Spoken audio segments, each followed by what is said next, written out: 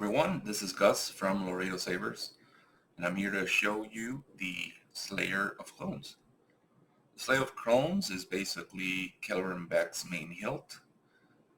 It's based off the Mandalorian chapter 20th, I believe, where Master Jedi Keller and Beck goes and rescues Grogu from the 501st Legion invasion. So the name Slayer of Clones basically has a 501st hidden, well, not so hidden, obviously, name in here, and you can see barely a reflection of a clone visor right there. So it's basically in the scene where Keller and Beck faces the 501st troops that come in a bark speeder. And we have the phrase that one of them says during that intervention. Anyways, this hilt is the second hilt we've ever produced by ourselves. The team that has worked on this is the same team that worked on the Youngling Protector, our first hilt, which is the other saber that Keller and Beck has or picks up during Grogu's rescue. So the main focus of this is to show you what's in the box and show you a little bit of what you or options you have when using this hilt. So first off, let's open it up. The first thing you'll see inside the box is a foam insert, and then there's the hilt right in there. So the hilt comes pre-assembled almost in its entirety. The only thing that's not assembled here is the 10 segment lead bar graph. The reason I did this was because I wanted to give you a couple of options. So inside you also get several bags with stuff. First one being your typical Allen wrench and a few screws just in case you lose some. These are extra screws. You don't need them to be used. You get the housing of the lead bar graph, and then you get a couple of options. Clear, if you want to do different colors, animations with your accents, or a more canon color, which would be red. See it here. So these press fit inside the housing, so you might want to be careful which one you want to use. You cannot swap them out easily without potentially damaging them. They're resin parts. So decide before you assemble, and then once you press fit it in, you're pretty much set. Now you have a couple of options to install this piece here. It has holes, 1 millimeter diameter holes for magnets if you want to use magnets. Same with the hilt. You have magnet holes right here, although I don't recommend that. This is because you might want to swap out the lead bar eventually, or I don't know, do some different kind of install. But I'd really recommend you gluing it in place. Once you decide which color insert or light pipe you want, just glue it in. You can use either E6000, or I recommend more the B7000. The only reason I recommend this one is because the lead bar is too small, and the E6000 is a very thick glue. It's a silicone base, whereas this one has a needle nose plier, and it has less viscosity, so it's a little bit easier to glue in place without making a lot of mess. It's more of a gel-like type of glue So that's the two options you have. Also in the box, it comes with your plate here, made by my friend Christian Cruz. As you can see, it has a very nice iridescent change on the 501st letters. So it's a stainless steel. You don't have to worry about that. It's not gonna fade over time or anything. It's gonna remain like this, and it's on an acrylic base, so no worries there. Okay, so let's talk about the hill construction. Has the same type of buttons that the Youngling Protector has, although these are about 1/2 millimeter taller. Now, the pommel piece, it's a multiple part assembly.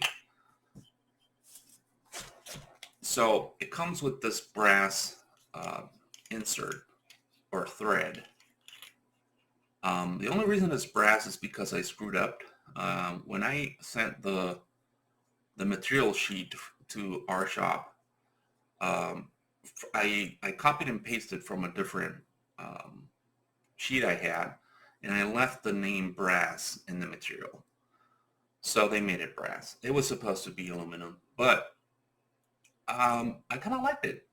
I kept it that way. So anyways, this piece makes it a little bit heavier on the pommel, so I think it's better that way. You always want to have a heavier pommel, mostly because of the blade balance.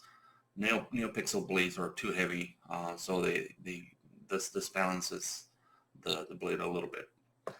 Now inside, you'll see right here on top, there's 12 little screws that secure each of the fins.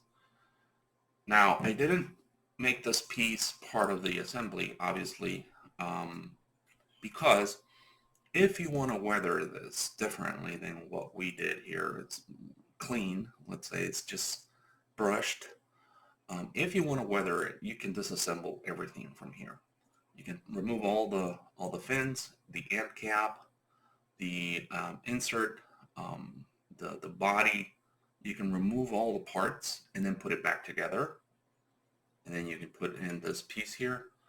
You might want to do a dab of E6000 or B7000 so that the brass piece always sticks to this part instead of the hilt when you remove the pommel. Because that sometimes when you tighten it up too much, the brass piece will tend to stick to the top side. So a dab of glue, once you weather it, it will secure it to the pommel piece, and every time you unscrew it, you'll have the piece attached to the pommel, and that way you're free to add your chassis, which it would just slide in here. Just line up the switches, unscrew these pieces so that it won't crash into the top of the push buttons. Once it's in there, you just screw it back in, tighten these up, and you're good to go. Alright, so the next part is how to secure or unsecure the plug or blade. As you can see, I don't have any screws visible here, and this is because I wanted to have a more display piece than a functional piece. Now, you do have a set screw to hold the blade plug. So to remove it, use the same Allen key that comes with the packet, and then you unscrew this brass piece, and then you just rotate here, and here's your set screw. And you can, using the same key, remove the blade plug, and you can put the blade in, then secure it again like this, rotate, line it up,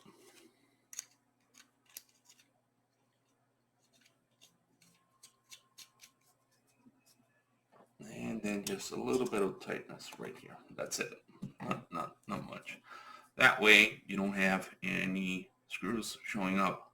For those who don't want to do any installs and just want to have a beautiful display piece without any additional screw holes or anything. So that's the main reason. I know it's a two-step for those of us who do play with our toys, but I know a lot of people would appreciate not having any visible screws here. I think that's pretty much it. Again, thank you very much to all of you that have supported us over the last couple years. It's been quite a gratifying experience working with my team. Roberto Lara, who's basically the finance and logistics guy from Laredo Sabres, and then adding to the team Giovanni Fernandez, who does the installs for all these, makes the chassis come to life, and then Christian Cruz, who's my guy, making all the plaques and the beautiful box designs. He's just an amazing guy on this. And for weathering services, got Matt Slate on board. So thank you everyone on my team for being here and making this happen. We are very appreciative of your help.